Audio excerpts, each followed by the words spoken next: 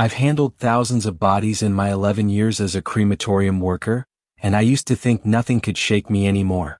Death was just a job, quiet, predictable, stripped of mystery once you've seen it enough times. But there is one cremation I refuse to talk about, because it still talks about me. And whether you believe in hauntings or not, I'll tell you this. Some bodies don't stay dead. Some ashes don't stay cold.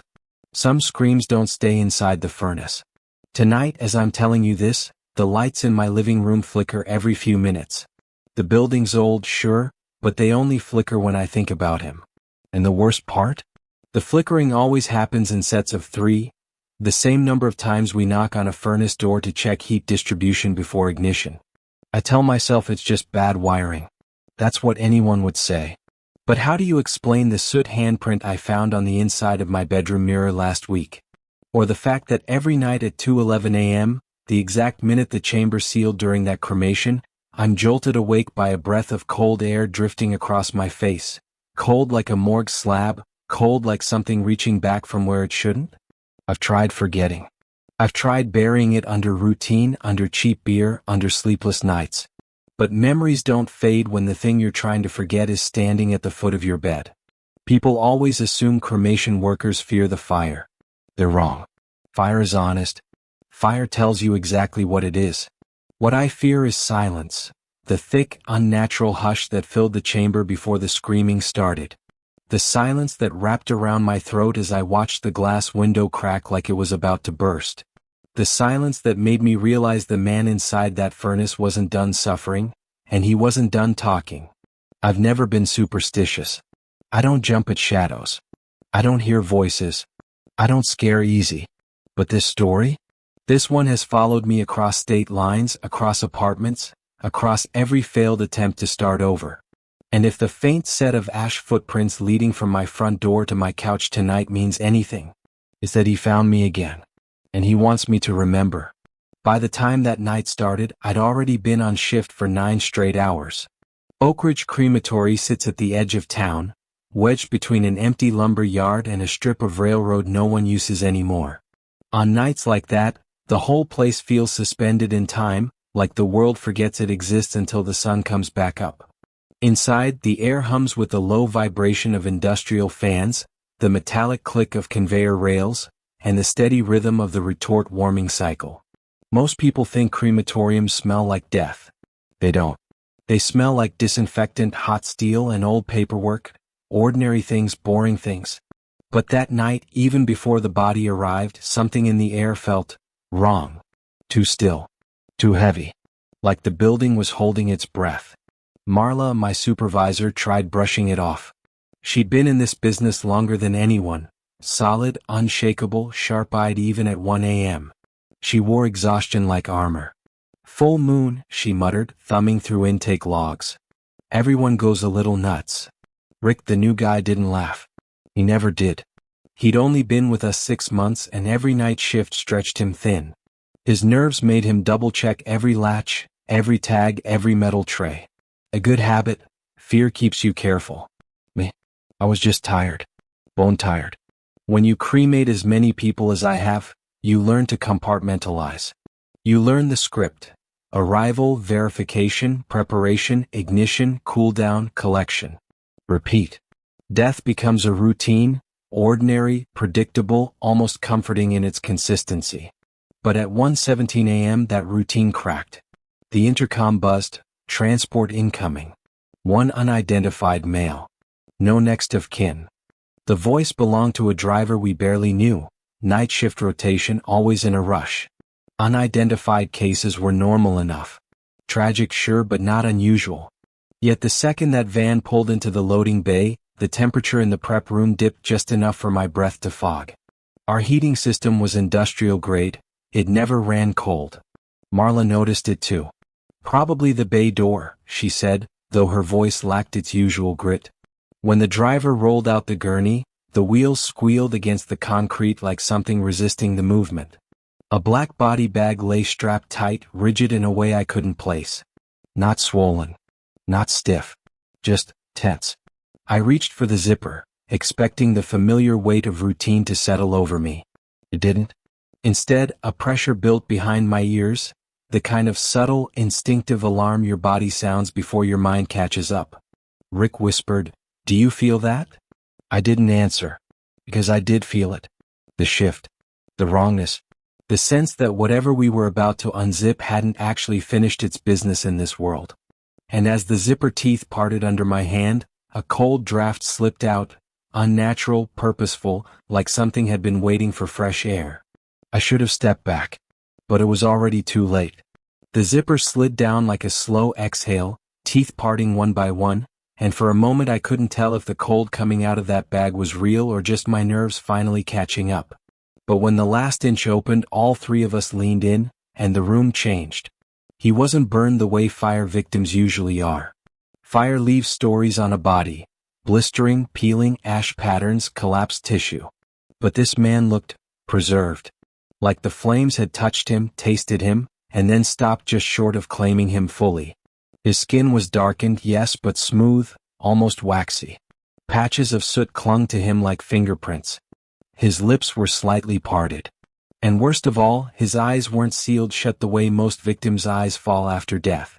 They were half open, unfocused but alert enough that the moment I met them, my pulse skidded sideways. Rick muttered, "He looks awake." Marla shot him a glare, but even she didn't sound convinced when she said, "It's just how the muscles freeze." But muscles don't freeze in an expression like that. He looked aware. As if some part of him had watched the place he died, watched the people he trusted betray him, watched the fire come for him and refused to close his eyes even in the end. I stepped closer. Something tugged at the pit of my stomach, a pressure like standing too close to a cliff's edge. The overhead lights flickered again, but this time they went dark for a full second before humming back to life. Our electrical system wasn't great, but it wasn't that bad. Marla sniffed the air. "Smells like wet metal," she whispered. That was exactly it. A thick, iron-heavy scent, like old blood and scorched copper. But there was something else underneath, something damp and earthy like rain hitting cold soil. I checked the tag at his ankle, blank. Not unusual for an unidentified body, but the skin beneath felt colder than the stainless steel table. "Freezer malfunction?" I asked. The driver shook his head. He wasn't stored in a freezer. Came straight from the scene. Scene of what? House fire on Lincoln Road. They found him in the basement. Basement? I repeated. The driver nodded. Fire didn't reach down there fully. But he wasn't breathing when we found him. The hesitation in his voice made me look up. "You sure?" He didn't answer. He just backed away like the bag might unzip itself again. Rick swallowed hard. Basement victims don't look like this. He was right. Basement victims die from smoke inhalation long before flames reach them. Their bodies don't burn selectively. Their skin doesn't look curated. I lifted the man's right arm gently, the way I always do when checking flexibility before prep. It moved with unexpected ease, too fluid, too smooth. And then as I placed it down, the fingers twitched. Marla saw it. Rick saw it. I felt it. But all three of us tried to deny it. "Nerve release," Marla insisted. "Happens all the time." No, not like that. It wasn't a contraction. It was a gesture. A faint closing of the hand, like someone reaching blindly for help, or grabbing for the edge of something as they were pulled away. I leaned closer to his face without thinking. His eyes, half open moments ago, had shifted. Not fully. Not obviously. But enough that the pupils now pointed slightly, just slightly, toward me. A whisper brushed past my ear. Not a voice. Not words. More like breath. Rick backed straight into a metal cart, sending tools crashing to the floor. Marla's voice dropped to a rasp. "Ethan, step back." But I couldn't. Because right then, for a split second, I felt an emotion that didn't belong to me, raw, desperate, violent grief pouring through the room like a wave. And standing over that body, staring into those half-open eyes, I realized something I should have understood the moment I unzipped the bag. This man did not die quietly. And whatever he lived through, he carried it here with him. Straight into our crematorium. I should have walked away right then. Any sane person would have. But routine has a way of numbing your instincts, convincing you that everything, no matter how wrong it feels, belongs in the job description. And Marla, always practical, always composed, snapped us back into motion. Ethan, prep him. We're already behind schedule. Her tone left no room for argument, but the tremor in her fingers as she pulled on a fresh pair of gloves told me she felt it too, that thick, invisible pressure crowding the air around the table. We transferred the body to the prep gurney. Normally, the slide from stretcher to steel tray is effortless, a smooth, practiced movement. But tonight the tray shuddered, a metallic groan rattling underneath as if the frame didn't want to support his weight. Rick froze. That's not normal. He was right. Those trays are built to hold over 600 pounds without complaint. This man was maybe 170, 180 tops. But the metal vibrated like it was fighting something unseen. I checked the retort temperature monitor on the wall. The readout dipped by several degrees. Not spiking. Not fluctuating. Dropping. Tell me the heating system didn't just fail, I said. Marla shook her head. It's impossible. The retort's been preheating for 40 minutes. It doesn't lose heat that fast unless. She didn't finish. She didn't need to. The three of us already knew. Something in that room was siphoning warmth. I moved to position the man's arms, folding them across his torso the way we always do. The moment my hands touched him, a jolt of cold shot up my wrists, sharp, unnatural, like plunging my arms into snowmelt. I yanked back instinctively. Rick stared at me. You felt that too? I could only nod. The overhead fluorescence flickered again, longer this time. 3, maybe 4 seconds of blackout, long enough for the room to feel cavernous, alive, listening. When the lights snapped back, the body's position had changed. Not much. Just enough for one arm to have slid off the torso, fingers dangling toward the floor. But the angle, it wasn't gravity. It was intention. Marla's breath hitched. Let's get him in the chamber and get this over with. Her voice had lost its grounding. It sounded thin, stretched too tight. She was scared. We all were. We pushed the gurney toward the furnace. The wheels glided smoothly, too smoothly, like the body was helping the momentum. At the retort door, I pressed the button to raise the steel platform, but it stuttered and whined. The machinery fought against itself, resisting the movement. Come on, I muttered, pressing the button again.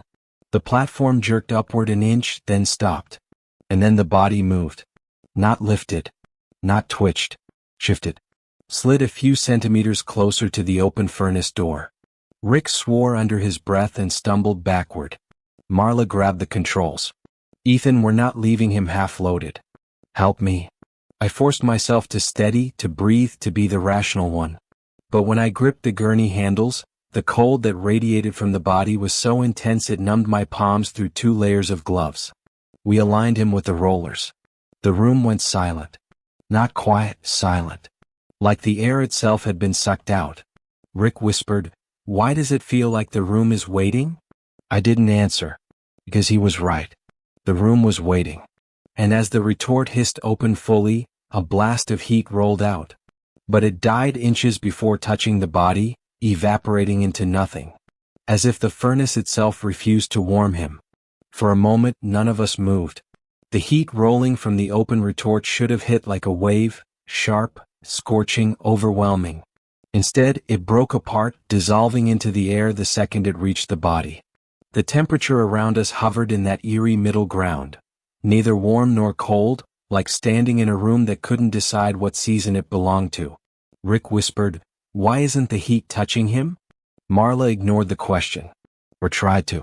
Her jaw clenched hard enough I could see the muscles twitch. "We're loading him," she said, forcing authority into her tone. "Let's finish this." But as we rolled the gurney forward, the wheels resisted again. Not stuck, not locked, but pushing back. Like the table itself didn't want to move another inch. I leaned my weight into it, teeth grinding from effort. The gurney jerked forward, and then the man's body slid sideways toward the edge of the tray. Marla gasped. Rick backed up until he hit the wall. Bodies don't slide on their own. Not uphill. Not against friction. Not while lying flat on a stainless steel surface. But he had moved. Even the sheet beneath him had shifted. Did you see that?" Rick stammered. Marla swallowed hard. Load him. Now. I steadied the body with both hands, pushing the shoulders back toward the center of the tray. His skin was still cold, unnaturally cold, but the flesh had softened. Like warmth had entered him from somewhere else. Somewhere inside. Then as my hand brushed his wrist, the fingers twitched. Not a random spasm. Not leftover nerve activity. A curl. A deliberate curl. I jerked my hand back. Marla. Don't, she snapped, her voice cracking. We're finishing this. No tricks of the light. No imagination. Just the job. But we all knew the truth. Imagination doesn't make a corpse reach. I moved next to the retort door, gripping the release lever. The chamber glowed orange inside, flames licking the back wall. The steel rollers hummed beneath their weight. Everything looked like every other cremation, except the man who wasn't behaving like anyone dead. On 3, Marla said, trying to steady her breathing. 1, 2. Before she reached 3, something slammed against the inside of the retort. Boom. The metal door jerked, nearly hitting me in the face. Rick screamed. Marla stumbled back. I froze. There was nothing inside the chamber. It was completely empty. But something had hit it. Art. Ethan, Marla whispered, please tell me that was the pressure valve. It wasn't the valve, I said quietly. The pressure valve doesn't sound like a fist. Rick bolted toward the hallway, panic taking over. I'm not doing this. Rick? Marla barked. But he was already gone, sprinting out of sight. I stood between the retort and the man on the tray, every instinct in my body screaming to leave. But this was my job. This was what I did. And whatever was happening, the only way out was forward. I placed both hands on the gurney and pushed again. The wheels gave way, rolling slowly, inch by inch, until the tray aligned perfectly with the rollers inside the furnace. The moment the body crossed into the glow of the chamber, the overhead lights cut out. Darkness swallowed the room. Then a whisper. Right beside my ear. Not breath. Not wind. A voice. Don't burn me, again. My heart slammed against my ribs so hard I nearly dropped to my knees. The lights flickered back on, and the man's head had turned. He was looking directly at me. Eyes open fully now, pupils dark and fixed. Marla let out a sound I'd never heard from her before, a broken, terrified gasp. I stumbled backward, unable to breathe. Eyes don't open on their own. Heads don't turn during rigor mortis. Voices don't rise from a body lying cold on a tray. But his eyes were open.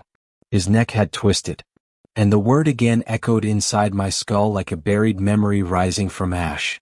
Marla grabbed my arm. Ethan, we need to go. Now. But I couldn't move. Because the man's lips, ever so slightly, were parting. I didn't know it then, but this was only the first impossible sign. The worst was still to come.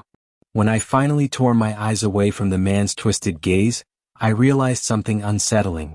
The retort door was still open, heat spilling across the floor in shimmering waves. The chamber pulsed with orange light, flames swirling in patient, hungry circles, as if waiting for its offering. Marla stepped up beside me, voice steady but hollow. We have to finish this. Whatever is happening, it ends when he's inside. I don't know why I listened. Maybe routine had carved itself too deep into my bones. Maybe fear had taken over and tricked me into believing completion was safety. Or maybe the retort, glowing like the mouth of something ancient and starved, convinced me the only way out was through. I gripped the gurney. My hands shook, but I pushed. The tray slid forward into the chamber's threshold. Heat licked the edges of the man's clothing.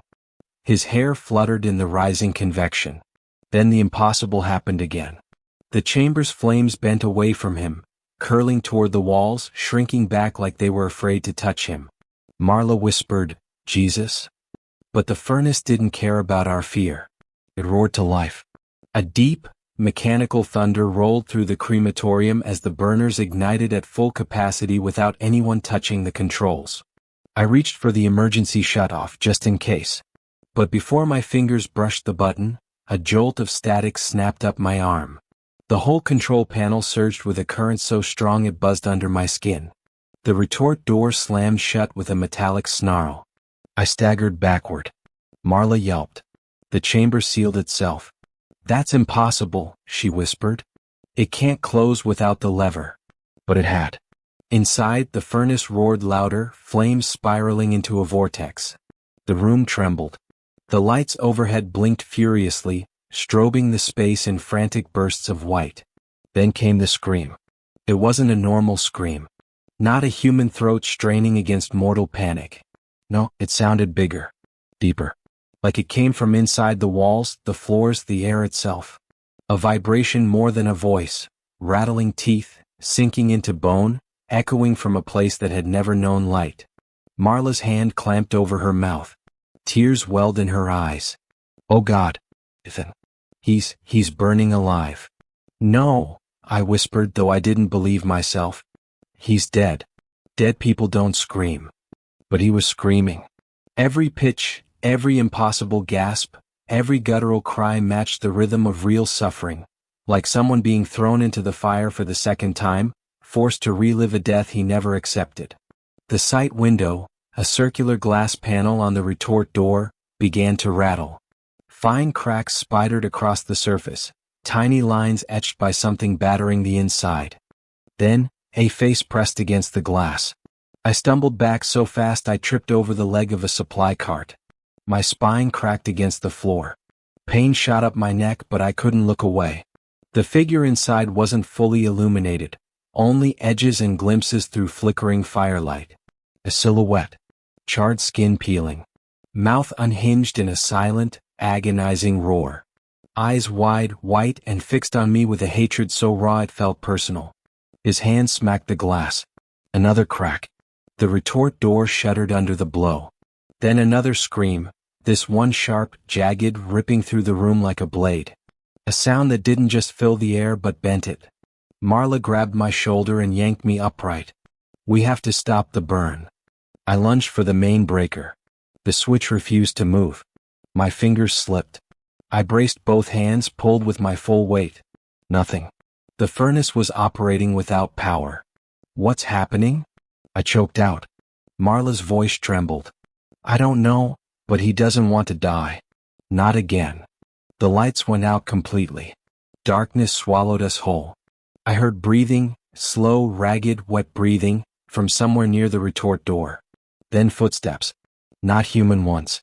Something dragging, sliding, shifting across the floor. When the lights snapped back on, the screaming stopped.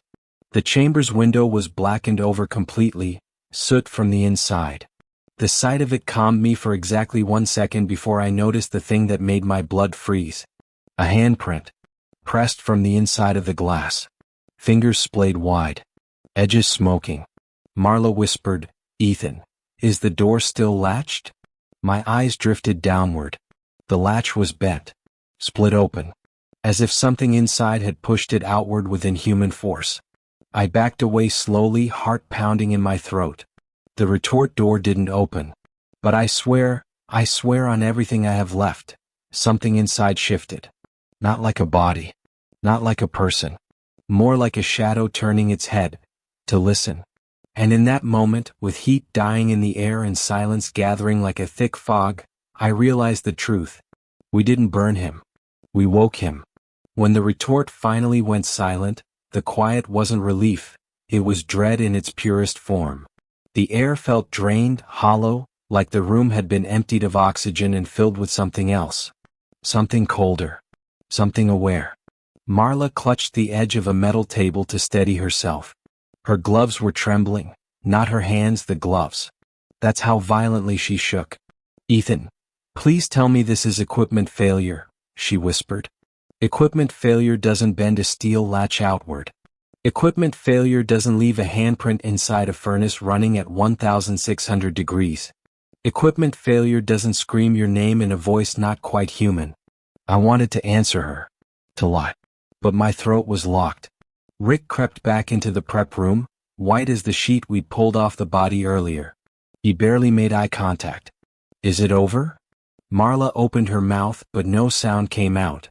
I said the only thing I could, "I think we should check the chamber." The moment the words left me, I regretted them. But the thought had already hooked itself into all three of us. If we didn't look, whatever was in that furnace would stay there with us, heavy and unseen. Marla swallowed. Open it. Slowly.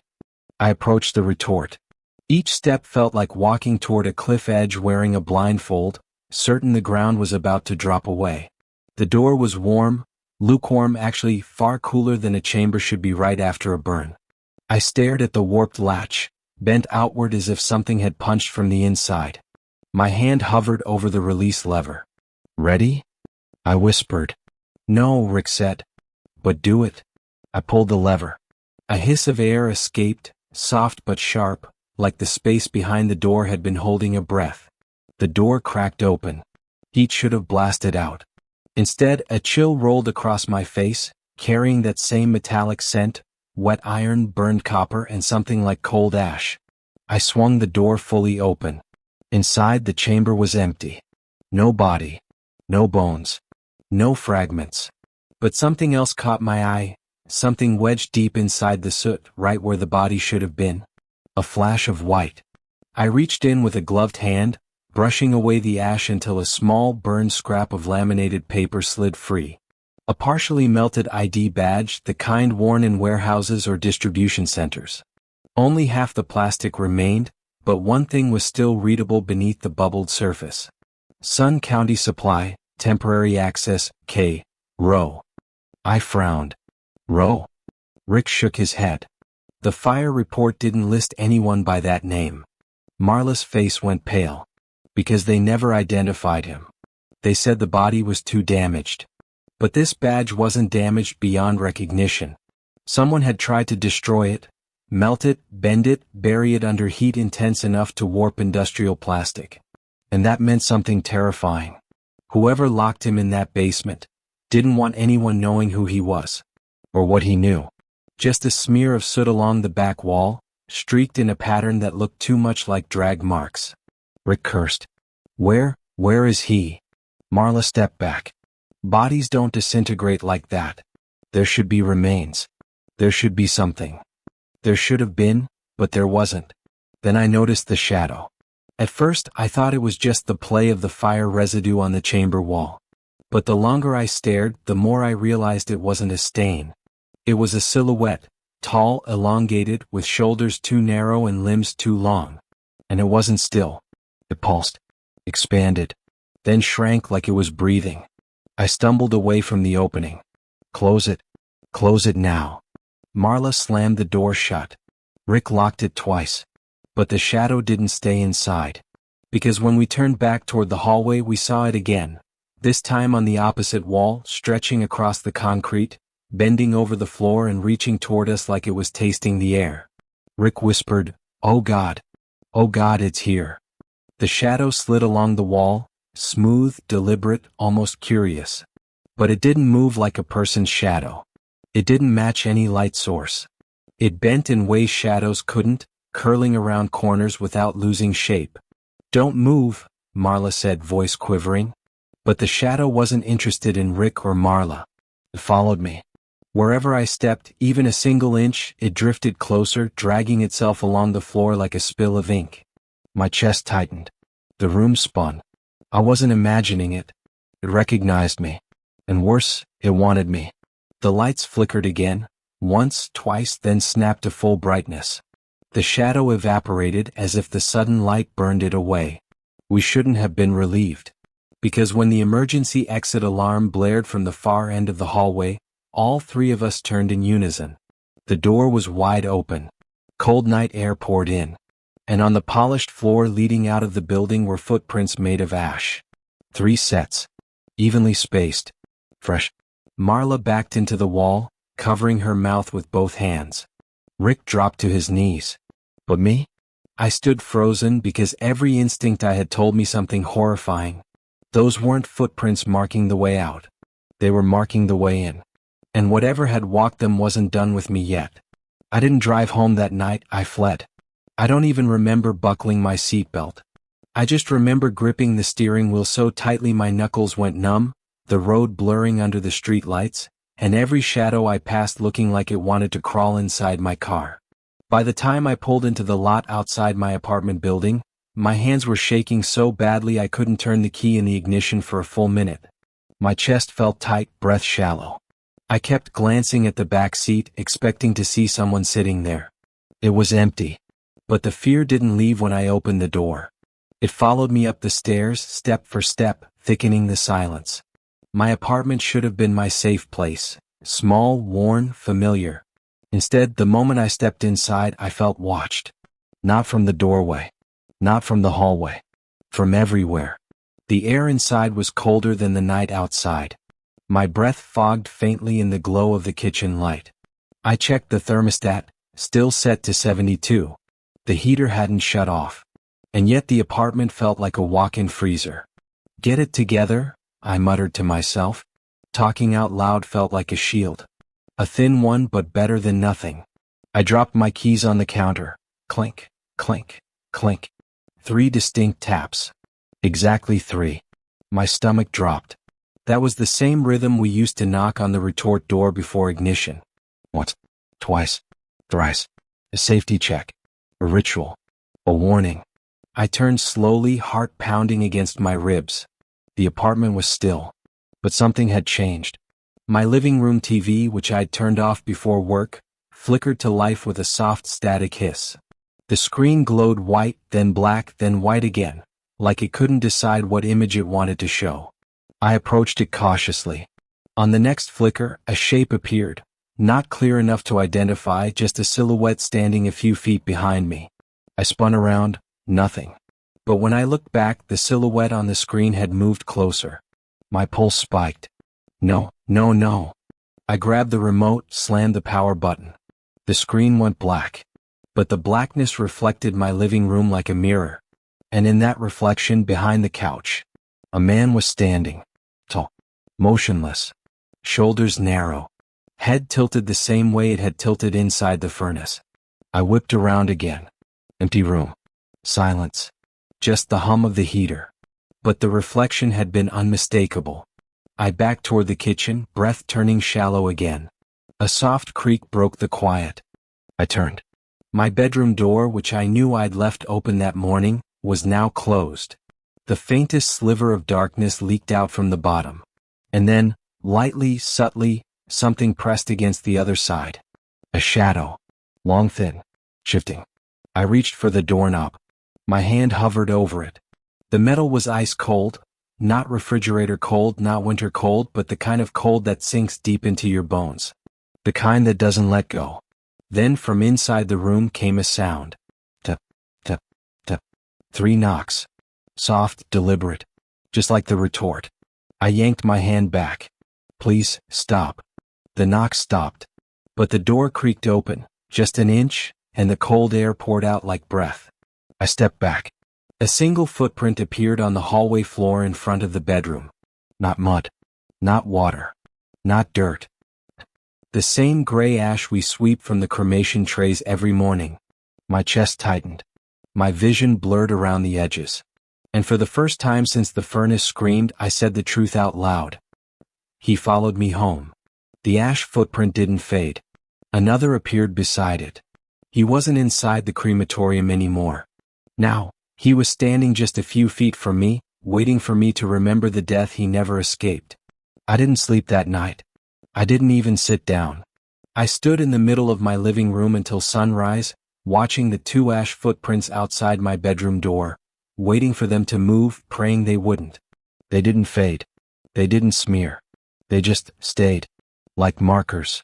Like a promise. When morning finally arrived, I called Marla. She didn't answer. Rick didn't either. The crematorium didn't pick up the main line. Every silence on the other end felt like confirmation of something I didn't want to accept. By noon, the fear of being alone in my apartment felt worse than whatever was waiting for me back at Oak Ridge.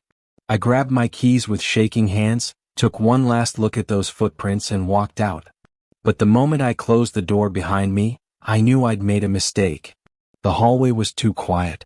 The elevator lights flickered in sets of 3. And when I stepped outside, the wind carried that same metallic scent I'd smelled in the prep room. He wasn't in my apartment anymore. He was everywhere. I drove back to the crematorium like a man going to confession. terrified, desperate, hoping for answers I knew would hurt.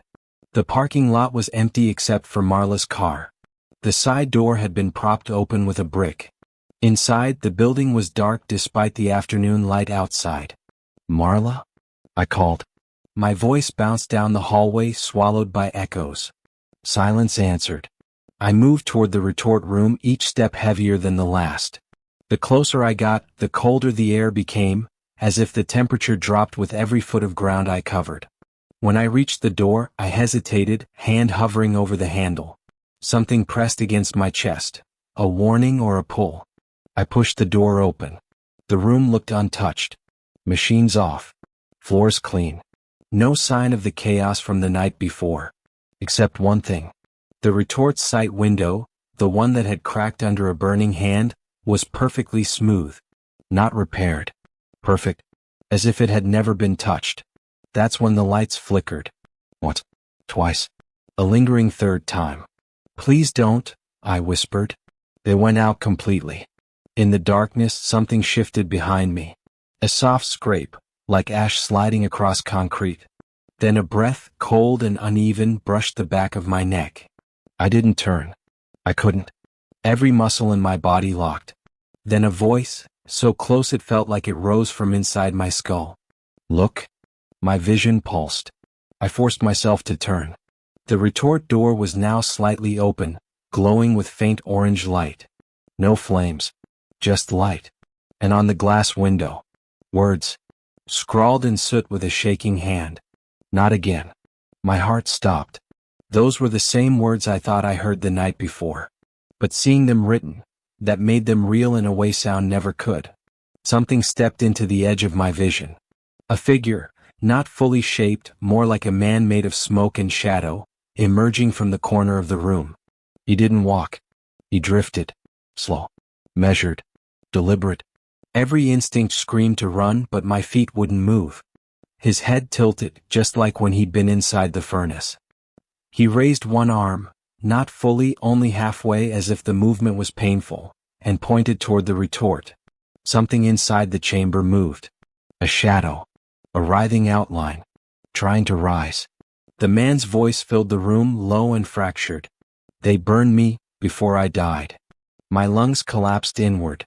Images flashed in my mind. Basement walls, flames climbing stairs, hands pounding on locked doors, a scream swallowed too early. He hadn't died in the fire. He died in the furnace. Alive. And now he wanted someone else to carry that memory. The shadow turned fully toward me. Its mouth opened. I stumbled backward, tripping over a rolling cart, hitting the floor hard enough to knock the breath from my chest. When I blinked, the shadow was gone. The light inside the retort faded to black. The room returned to stillness. But the words on the glass remained. "Not again." And I understood finally, horribly. He hadn't followed me home for revenge. He followed me because he wanted me to remember the death the world refused to see. I don't remember leaving the crematorium. One minute I was on the floor staring at those soot-scrawled words, "Not again," and the next I was outside in the parking lot, gulping air like I'd nearly drowned. My legs shook so violently I had to lean against my car just to stay upright. The world looked normal. Too normal. Sunlight, traffic, a flock of birds cutting across the sky. But normal doesn't mean safe. Normal doesn't erase what happened. I don't know how long I stood there, staring at the crematorium door, waiting for something, anything, to step out behind me. But nothing came. No shadow. No voice. Just the same cold air clinging to my skin. That was the last time I ever set foot in Oak Ridge Crematory. I quit the next morning. No notice. No explanation. I didn't owe them one. Some things are too big for paperwork. But walking away from the job didn't mean walking away from him. The first night back in my apartment, I thought maybe I'd outrun it. I made dinner, left the TV playing some mindless sitcom, tried to pretend I was a regular guy with a regular life. Then the power cut out. 3 clicks. 3 flickers. 3 knocks on the wall beside my bed. Just like the retort. I froze under the blankets, listening to the silence stretch. Thick. Heavy. A silence that didn't feel empty, it felt occupied. When the lights snapped back on, I saw it. A thin line of gray ash trailing from my living room to the foot of my bed. I followed it with my eyes, heart hammering against my ribs. The trail wasn't just leading to me. It was circling my bed. Twice. Like someone had been standing there. Watching. Waiting. I didn't sleep. And every night after, something new emerged. Sometimes it was the smell, wet metal, smoldering wood, the same scent from the basement where they found him. Sometimes it was the cold breath across my face at 2:11 a.m., the exact minute the furnace sealed him inside.